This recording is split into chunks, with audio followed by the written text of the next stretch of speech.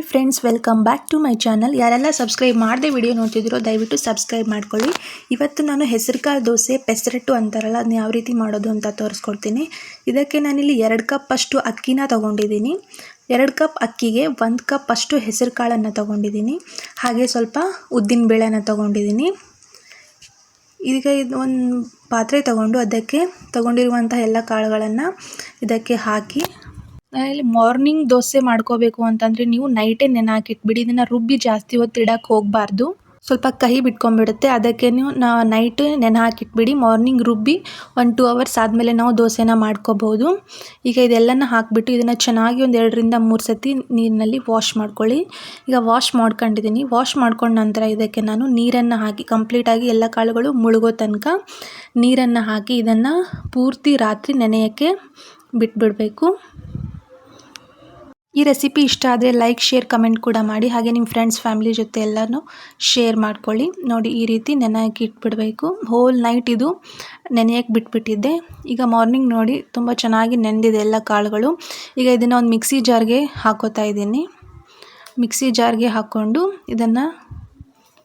ಇದಕ್ಕೆ ನಾನು ಒಂದು ಸ್ವಲ್ಪ ಹಸಿಮೆಣಸಿನ್ಕಾಯಿ, ಒಂದು ಸ್ವಲ್ಪ ಶುಂಠಿ, ಸ್ವಲ್ಪ ಜೀರಿಗೆ ಎಲ್ಲವನ್ನು ಹಾಕಿ ಸ್ವಲ್ಪ ನೀರನ್ನು ಹಾಕಿಬಿಟ್ಟು ಚೆನ್ನಾಗಿ ಫೈನಾಗಿ ಈ ರೀತಿ ರುಬ್ಕೊಳ್ಳಿ. ರುಬ್ಕೊಂಡ ನಂತರ ಇದಕ್ಕೆ ನಾನಿಲ್ಲಿ ಸ್ವಲ್ಪ ಉಪ್ಪನ್ನು ಹಾಕೋತಿದ್ದೀನಿ. ರುಚಿ ತಕ್ಕಷ್ಟು ಹಾಕ್ಕೊಳ್ಳಿ, ಜಾಸ್ತಿ ಹಾಕ್ಕೊಳ್ಳೋಕೆ ಹೋಗಬೇಡಿ.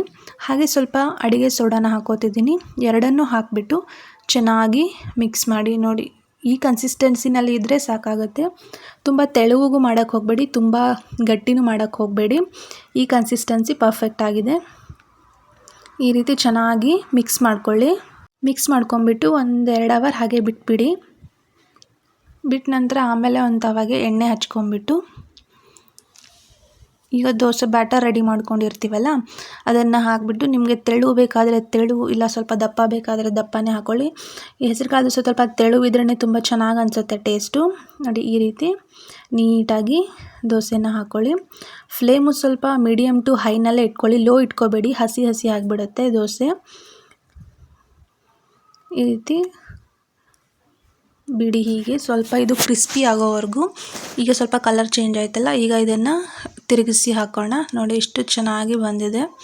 ತುಂಬ ಕ್ರಿಸ್ಪಿಯಾಗಿ ತುಂಬ ಚೆನ್ನಾಗಿ ಬರುತ್ತೆ.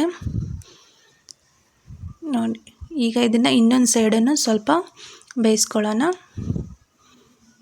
ನೋಡಿ, ತುಂಬ ಕ್ರಿಸ್ಪಿಯಾಗಿ ಬಂದಿದೆ ದೋಸೆ. ನೀವು ಟ್ರೈ ಮಾಡಿ ನೋಡಿ, ತುಂಬ ಚೆನ್ನಾಗಿ ಬರುತ್ತೆ. ಏನಾದರೂ ಅಕ್ಕಿ ಅದು ನೆನೆ ಹಾಕೋದು ನೆನಪು ಹಾರಿಬಿಟ್ಟಿದ್ರೆ, ಮಧ್ಯಾಹ್ನ ಅದು ನೀವು ನೈಟಿಗೆ ಇದನ್ನು ನೆನೆ ಹಾಕ್ಬಿಟ್ಟು ಮಾರ್ನಿಂಗ್ ರುಬ್ಬಿ ಸಿಂಪಲಾಗಿ ಮಾಡ್ಕೋಬೋದು. ಫೈನಲಾಗಿ ಪೆಸರಟ್ಟು ರೆಡಿ ಆಯಿತು. ಸಪೋರ್ಟ್ ಮಾಡ್ತಾಯಿರಿ. Thank you for watching.